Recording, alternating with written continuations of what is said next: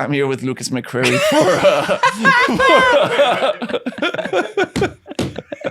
Is this your first one? Check it out.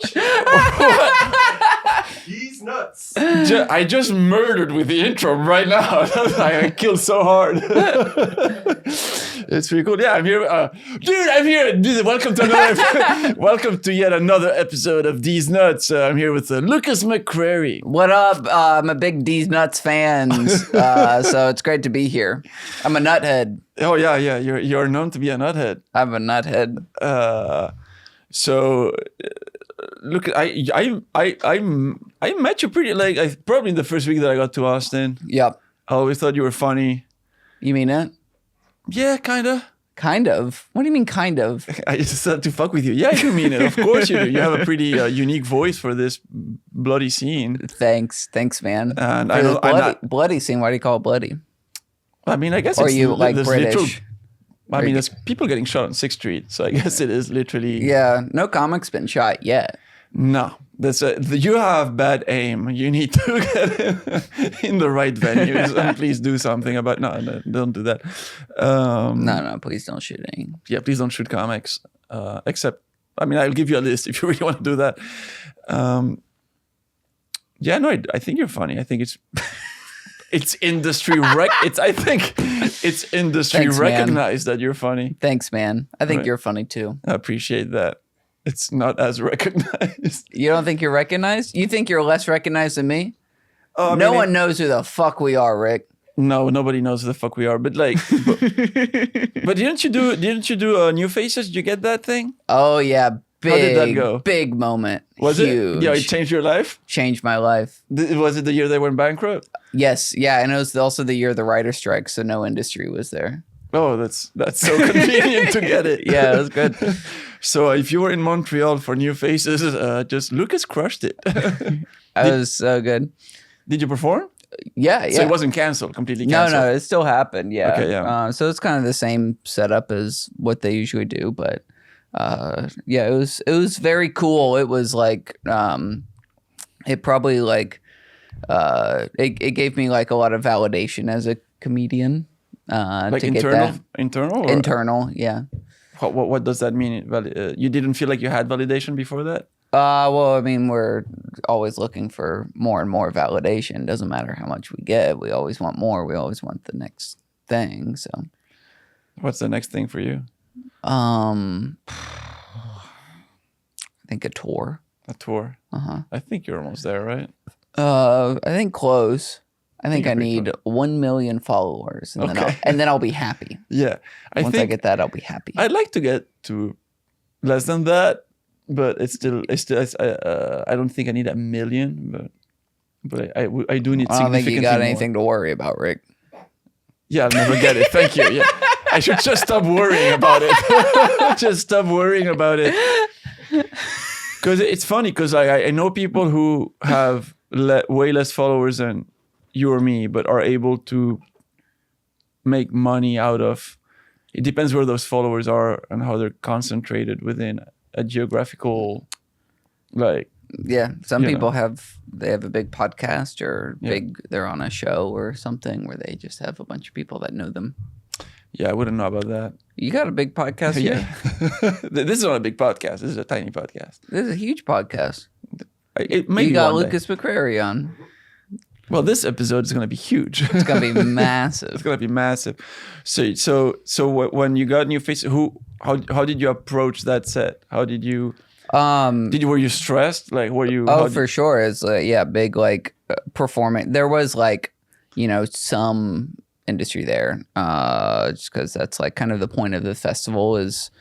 There's a bunch of like agents and managers there. So, and which I think the more important part of all these festivals is like all the comics that you meet there, all the networking from that. That's probably the most, because I mean, the industry is whatever, but comics are, if you like get a good network of comics, then you can really thrive in this world. So I was really worried about like material and stuff, like what I should do. I kept like overthinking it. Like should I do this joke because they might not like whatever, but then I just decided I was going to do what I found the funniest and what I thought was like the best representation of me in that moment. So Yeah, it's I such a went hard with that, choice. and I'm glad I went with that rather than like a safe option or whatever. Yeah, choosing what's funniest in that moment is sometimes like, oh yeah, this joke where I say this super potentially controversial thing, but it kills every time I say it. Should I not say it because they're watching, or should I double down? Yeah, it's a weird one. It's very stressful. yeah. And did you feel like you were able to deliver your set with the right delivery, or you feel like stress affects your delivery? I think if I'm like super worried about like a big set, then I probably do like breathing before, and I like probably talk a lot slower than I normally perform, which I think is good because it kind of comes across as like confidence. Yeah. Oh, he's so deliberate. Yeah. In me. Yeah, exactly. Totally on fire. Yeah. But it was in this big, we performed in this big theater, but it was like the late show, and they also started like an hour late. So it was only like 2/3 full, and the first 2 to 3 rows were completely empty. And then it was like the back was full. So it was really weird. So it felt like I was performing for like a screen, because I mean, It's huge dark. theater lights. Yeah, it's so dark. You can't see anyone. I did this show, I think it was in Denmark, in a huge like concert hall, and I had gone on stage before the show started, and I saw this beautiful venue, just beautiful, gorgeous venue, and then I go on. I didn't get to see how it would look when the stage lights were on, and I walk out and I'm like, did they pull a curtain because there's nobody here? Yeah. I couldn't see anyone. Mm-hmm. It's just like a blanket of darkness. And Yeah. I got freaked the F out. Yeah. Are we not allowed to cuss? Oh, I prefer not. You're allowed to. I prefer not to, because I don't want the algo to like mess with me. Whoa. Yeah. Oh, okay. I'm polite. I can be polite. That's very nice. Yeah, I try to. What? This is not a, Freak the F out, yeah. Yeah. It's okay. Heck yeah. Heck yeah, exactly. And okay. And then, well, you let me know if it's okay to, I'll ask it in a nice way. Because What the fuck? No, Frick. No, so I heard that. So I auditioned. Well, I did interviews for a show that I didn't get, and then someone told me that you had gone, not the same year, I think a different year or a different season, that you had been auditioning for that same thing. Me? Yeah. Or doing interviews for it, or were selected for it, and then you had submitted jokes, but then got fired last minute because somebody got a bit angry at one of your jokes. And that's Wait, a what lot are of you what I talking heard. about? Wait, what show is this? One on TV. That I got fired from a show? No, I wouldn't say that you got fired from it. But This is news to that you were me. almost on it, What show is but that this? you were submitting jokes and then someone didn't like them. What That's show? a legend. I heard. What show is this? AGT. Oh, from my joke that I talk about that? Is that where you heard this? I don't know. I don't know. I've never heard you talk about it. I have a joke about it. You have a joke about it? Uh-huh. Okay. Don't tell me the joke, but how did it actually happen? So I'll Is that somebody I don't want you to talk about it. That's why I didn't want to mention the name of the thing. you made this so stressful. No, it's not stressful, because I don't know what you're sensitive. Because I'm more interested in how you overcome the situation mentally and how you move on from that. Okay, so I'll tell you what happened. So first, the joke that I do about it is where I say I was a producer asked me to go on and do like these roast jokes. They wanted me to roast the judges, and then so I like fly out to Hollywood, and then the producer calls me and says that one of the judges isn't on board with it. He doesn't want to be roasted, so you're not going to do it. Fine. So, like, I don't get to do my dream because of this one judge. Okay. I don't know if this is legal to say, but I'm going to. And then I do this whole thing about I'm joking, I'm not going to do it, but I'm going to do it. So the real story is pretty close to that. This was before JFL had a producer. He reached out and he's like, "We like your comedy. We want you to come on. Submit some clean 5-minute tape."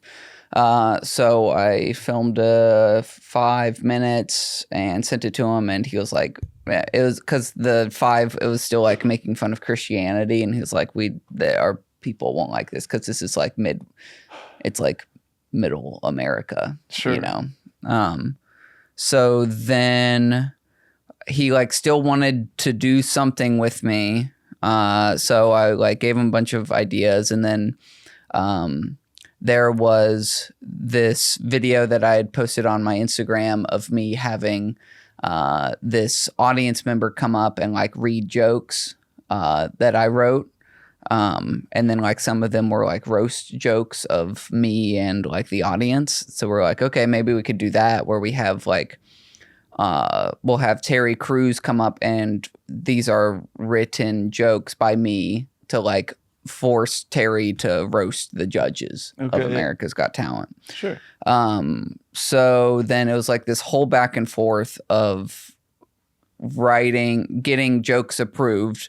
All the good ones they didn't want to do because it was too much. So it was like the most watered down jokes that were approved of these roasts of the judges.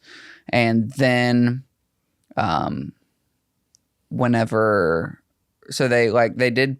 they flew me out there, and it was literally the night that I landed. The producer, he called me. He said, "Lukas, I just talked to everyone involved. It's like, why didn't you get this approved earlier? I'm already here." Yeah. And he was like, "Yeah, Terry, he had to do some magic act today where he was like stuck in a box for too long." And he was like, "I don't want to do any more participation on my end." So he was like, "We can't do that. We can't do the idea at all." Oh, okay. Great. So then he was like, "Okay, well, we'll figure out something else." So then they while still not really knowing if I was going to be on, they did that like pre-show interview, the backstage interview thing. And they were like coaching me through the whole thing. They're like, "Tell us about how nervous you are. You're like really nervous, right?" And I'm so nervous. I'm so nervous. I don't know what they're going to. And then they're like, here's a go ahead to have like, what would a panic attack look like if you had one? Okay, do we have a paper bag? And they like got a paper bag for me to. Even those backstage interviews are not real. Oh, they're so. I like tried to be funny, and they're like, cut it out. It'd be hilarious if we're just like, "No, but guys, I'm fine. Yeah. No, I do this day in, day out. I'm totally prepared. I got this." Yeah. So, and then like, yeah, so I did that horrible interview that made me look like a freaking freak. And then the producer, I never met him. I was only on calls. Oh, yeah. So he was still like, we were still unsure what I was doing. We didn't have a plan. And then I like pretty much had to break up with him. It was like a relationship where like they're not interested but don't want to end it. So you're like, "I don't think this is working out." And he was like, "Yeah, man, I'm sorry, man." And then that was it. So thank God I didn't go on, because I had like since heard like horror stories of comedians going on, and they just like, regardless of how you do in the room, they edit it to where you bomb. Oh, okay. For the clips.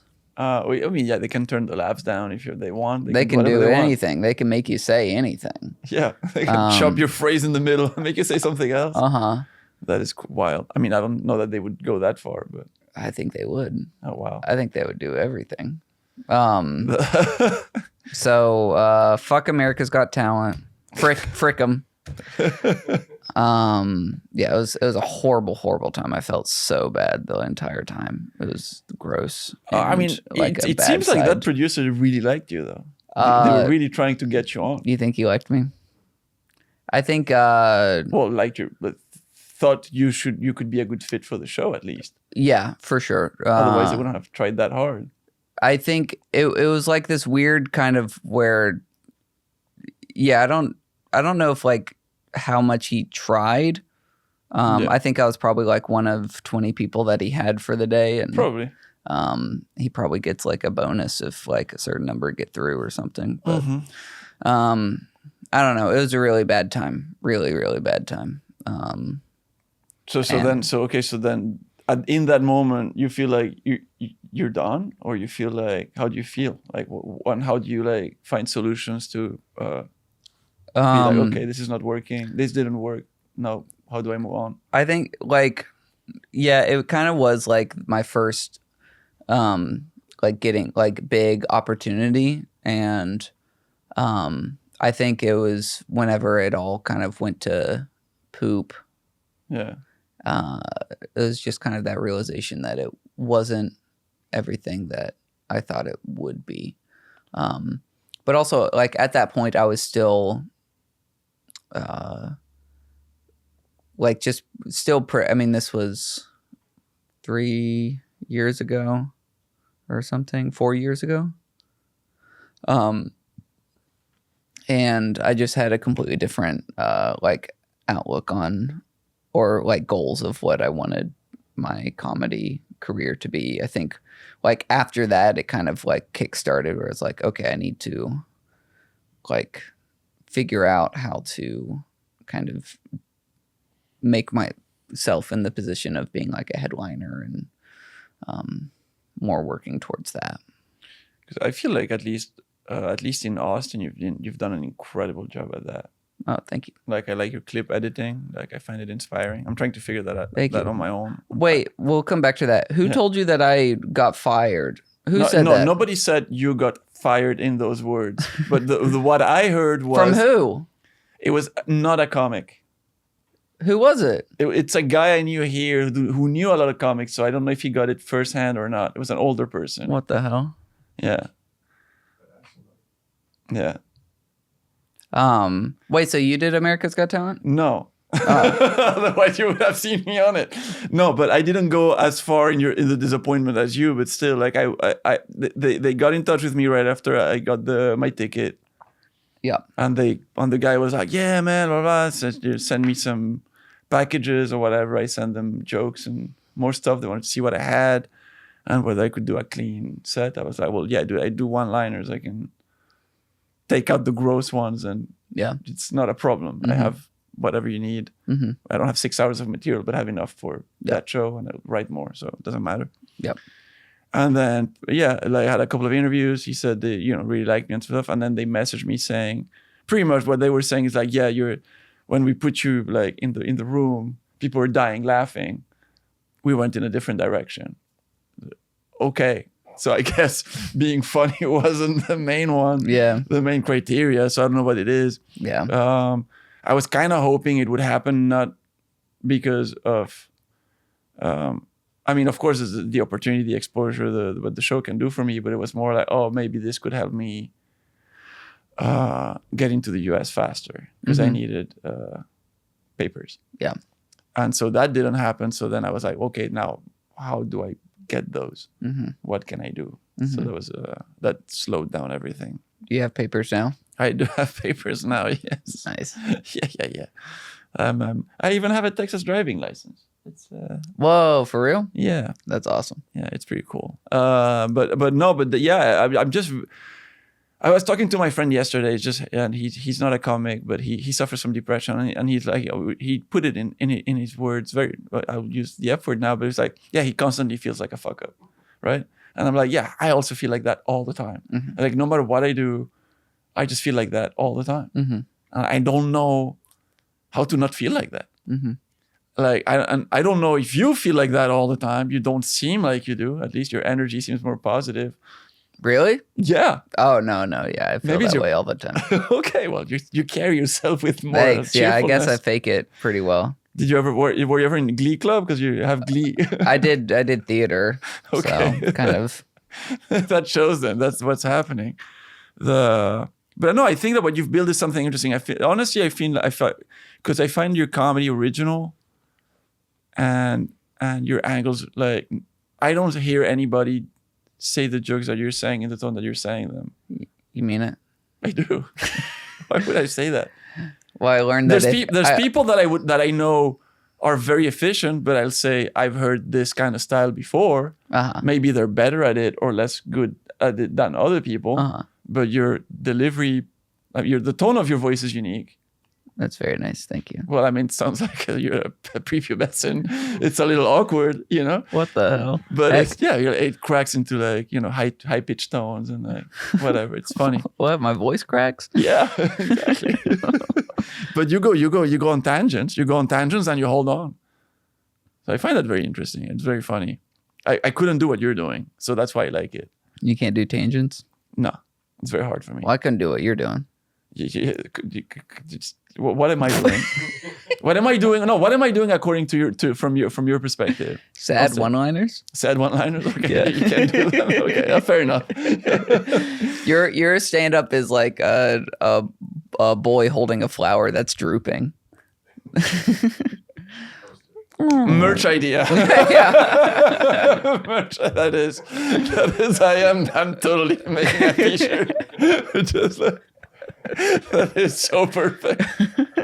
That is awesome, dude. I hope. Yeah, I need to do that. That is so funny. So what? So you said you okay. You were. So what do you see for your comedy now after all these 3 years, and you want to make it to being a headliner? Mm-hmm. What are the steps for that, in your opinion? It's getting people to know about me and F's with me. Mm-hmm. Yeah, playing the clip game and Clip game, right? You think the main tool is the online game?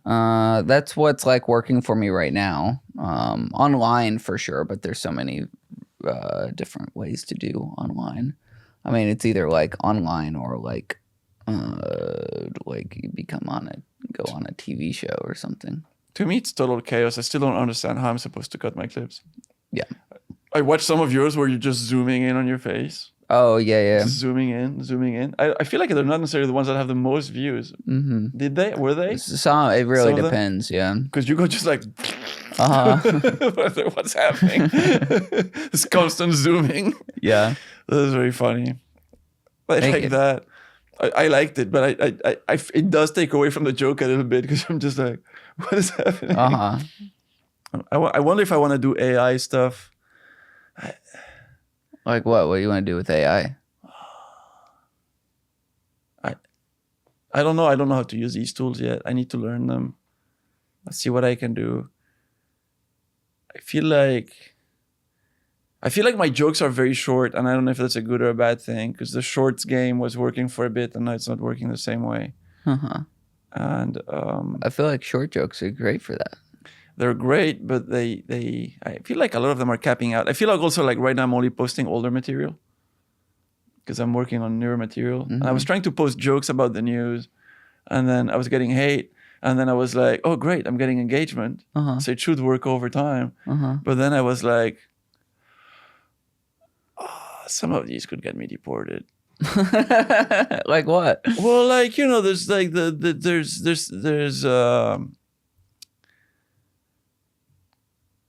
it's a very fine line. Like, if you want to make comments about the news, right?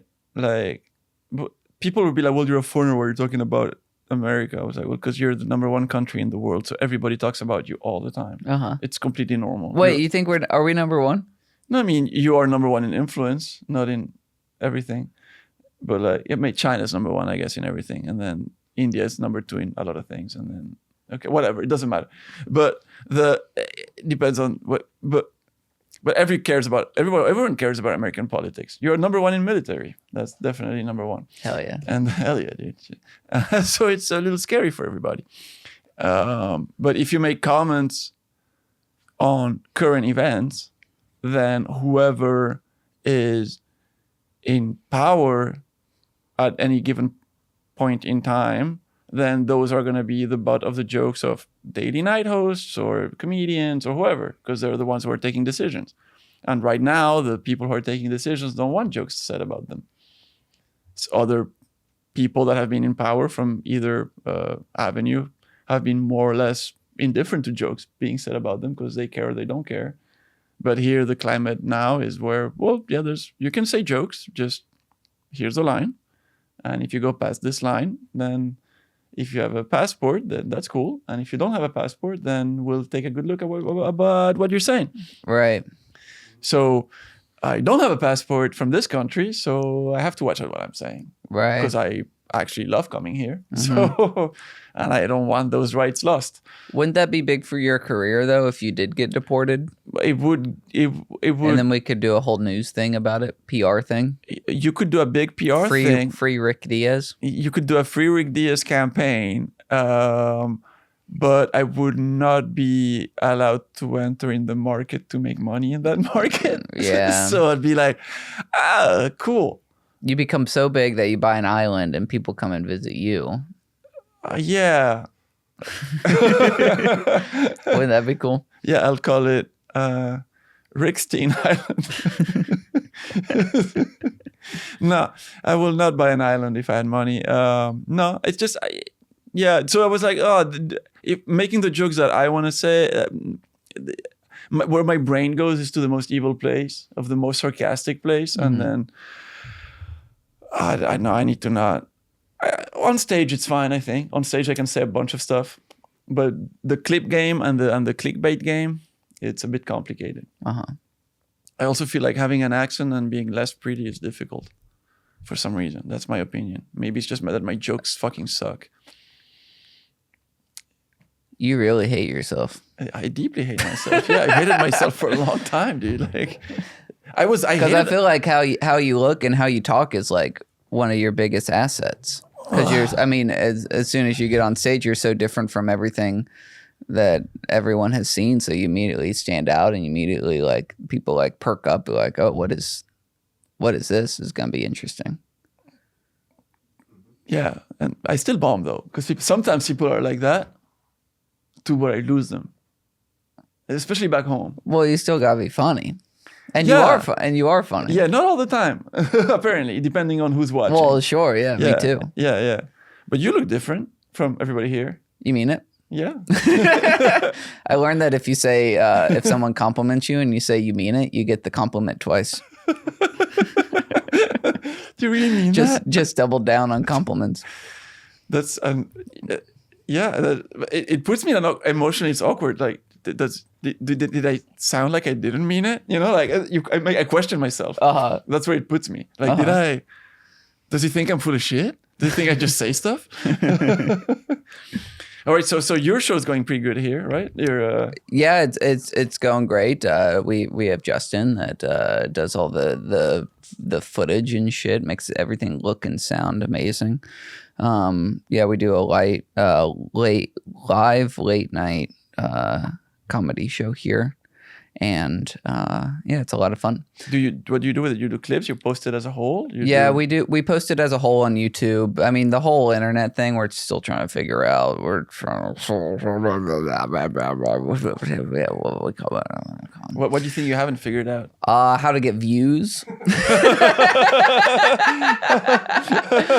The annoying part is it like looks and sounds like, and like the quality of like the show is the best it's ever been. So like we have a good product. I'm very confident that I can be like, come see this. It's really, really fun. But yeah, just trying to like translate that for online has been challenging. Do you ever have managed to have semi-famous guests on? Yeah, we've had some big comics on. We just had Matt McCusker on. Okay. We haven't put that one out yet, but yeah, our most viewed clip was where we had Kurt Metzger on, and we so like a lot of his fans were watching the YouTube of it. And the way the thumbnail and title looks, it looks like it's just a regular interview with Kurt Metzger. And then they like click it, and then it's us like doing whoop, whoop, kind of shit. And like just like cutting Kurt Metzger off, and his fans are like pissed. They're like so mad in the comments. They're like, it's me and Liz, and they're like, these are the most annoying lady hosts I've ever seen. So you got all the comments. Yeah. That is wonderful. Yeah. People hated it because it's all Kurt Metzger fans, and he does like conspiracy theory stuff, and that's what they like wanted to hear him talk about MK Ultra, and we're just out there being like, Kurt, you ever what's your penis look like? Yeah, okay, but what's the exact shape of it? So you could like lean into that with like the negative stuff, but maybe at some point, like if you do that to your, like like in between two ferns was him taking the piss out of the guests, and if you hone in how it's done, yeah, people will understand it's a joke at some point and will want to know how their guy responds to the situation. Yeah, for sure. I mean, that's the goal, is to get I think the issue with the show is that there is a learning curve to it, and I think once people like understand what it is, they love it. So like the live shows, we sometimes have the audience where they're like kind of not on board for like the first third, and then they get it for the second, and then it becomes really fun. But yeah, that's kind of just trying to like package like what the show is to people is challenging. I like how it looks though. It does look like a late night weird show. Thanks. On stage. Thanks. With kind of, it's got like a weird halfway raunchy but confusing vibe to it. I would call it sexual, not threatening. Okay, that's perfect. Yes. Is that the title of your special?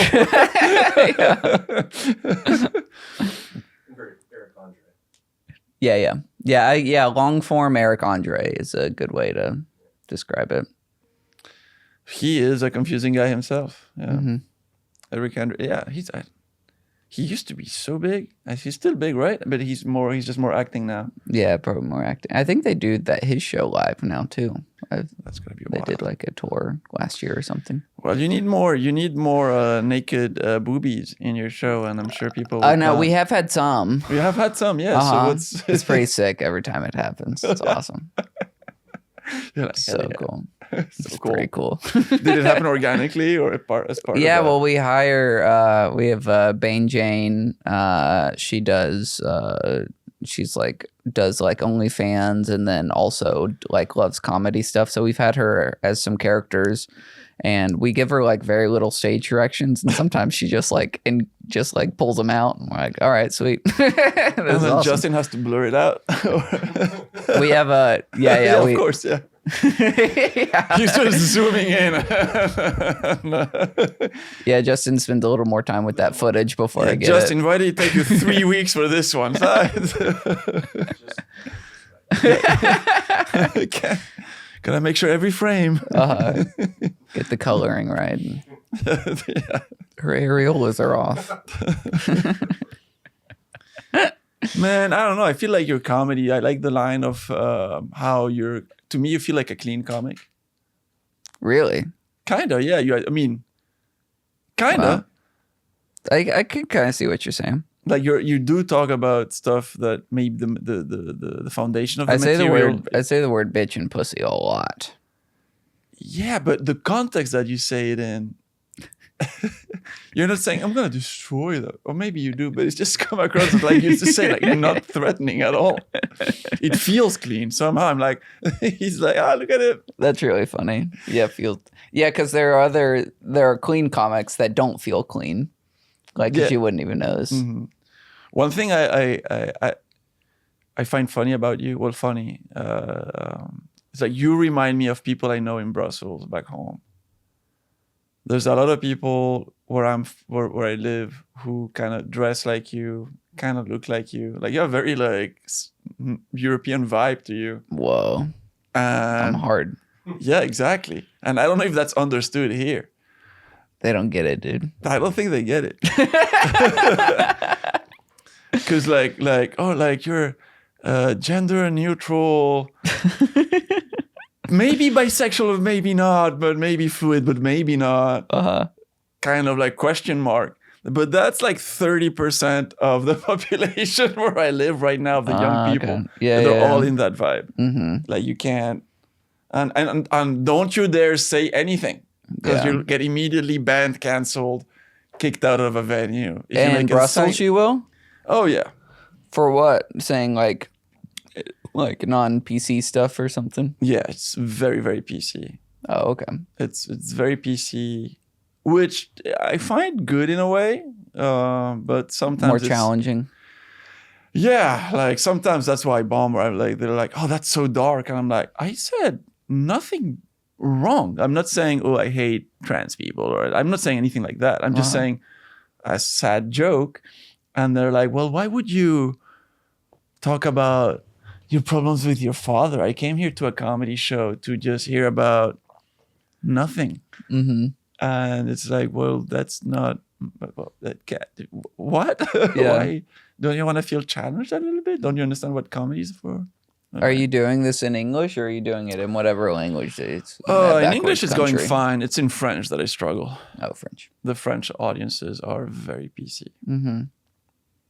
Not all. I mean, like if I go like in more blue collar areas, I murder, because they are less afraid of being in touch with their trauma and that life is difficult. But when I'm in like a trendy area or something, everybody's in denial and everybody's living a perfect little life. And they're not. They're like, I know, you can see like you're not making that much money and you're not, but they just don't want to hear about it.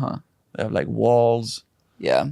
This is why comics often go to the far right, because those audiences are way more fun.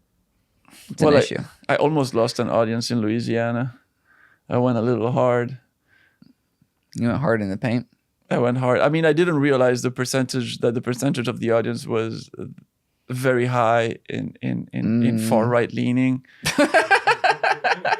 And I was saying a few things that I don't really care about. I'm just trying to like point out a few things I find funny.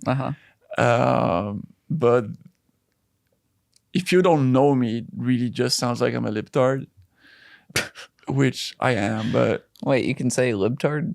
Yeah, that's fine. Okay. It's not a real word. So it's not even in the dictionary. Is it? I don't know. Look it up. And I'm sure the tard part is offensive, but not libtard. Tard offensive, libtard fine. But I could see that they were getting more offended, and it made me want to double down to mess with them just out of the fun of it. Yeah. But then I was like, I might get shot. I need to like, you never know. We're gonna wait. I could see some people. It was funny because I would say a thing and I could hear very loud laughs and borderline applause breaks from a few people, and just deafening silence of other segments of the room at the same time of like, just move on from this topic. Yeah. Move on. We don't want to hear about the news. We do not want to hear about the news. What was the joke? Well, Come on. I can't. I'm not. I feel very lucky and privileged to be in this country. There's never been a better time to be in America. I see. I love this country. I love it. I thoroughly love it. I've traveled to in over 30 states. I find the Americans are very cool people that treat me very nicely. I love the food. Rick was telling me earlier how he wanted to. Well, all of them in general, from any country, non-specific countries. Yes, it's. Maybe we need to bleep that part out. Keep a timestamp. No, I don't want. I don't. All right, well, another I think he's timestamp. great. I love The Apprentice. I read The Art of the Deal. I read it. I read The Art of the Deal. Nobody I wrote started it. listening to the audiobook of the game. Oh yeah. Do you know that one? No, what's that one? It's the one about pickup artists. Oh yeah, I know that guy. The guy with the feather on the hat. Oh yeah. Are you Mystery? peacocking? Oh yeah, mystery. Yeah. That's from. I haven't gotten that far as peak. I've heard of peacocking. Is that from that book? Yeah. So he had a TV show. Mystery had a TV okay. show. So I didn't read the book, but I saw his like TV show where he was training guys. So he would be like a Cyrano in the Bergerac, like with people in the headphones, like, okay, go to this girl and tell her this right now. And the people would go. And what do you think about it? Oh, I'm only like a chapter in, but I love it. It's so fun. He was saying how he was this loser and he never got girls, and then he got this alter ego named Style, and he started smashing. So do you nag people to like you? Oh yeah. No, with women, it's like either that you're into me or not. I can't convince you. Yeah. Of that, you know. And if it guys works will out, be it into works you. out. Yeah. And so you don't have. It's just the women the problem. Yeah. Well, that's why I do stand up. I guess that's my version of peacocking. Yeah, I relate to that. That's the only version I have. Mm-hmm. Crushing on stage Uh-huh. or bombing, because then you appeal to pity. It's like it's either you have to bomb really hard or crush. But if you're middle of the round, you're forgettable. Oh yeah. Yeah. I had this girl that came out to a show like a couple years ago. Yeah. She was like, "Oh, I can't wait to see you tonight. Maybe we can hang out afterwards." And then she came to a show. I bombed. And then she just kind of left. Oh no, dude, that is so sad. Yeah. Oh yeah. Yeah. It's like telling someone, "Oh, I'm really good at guitar," and then going up there and like trying to chew on the guitar. Except, I guess if you can play guitar, you're gonna be able to play the guitar. You can hit You can play the chords, and you're not gonna bomb. Yeah. People are gonna still be like, "Oh, he hadn't finished the song. That's okay." Yeah. Yeah. You can still play music without the audience interacting at all. Yeah. But the only thing that can really make you bomb is if between two songs you say something that's really offensive. Right. Yeah. Yeah. Then you bomb with your words. Yeah. Oh, I think he's a. Anyway, let's wrap it up, dude. Lucas, thank you for coming on Diez Nuts. Thank you for having me. This is so fun. That was cool. I appreciate you. I don't know if this has gone anywhere, but I liked it.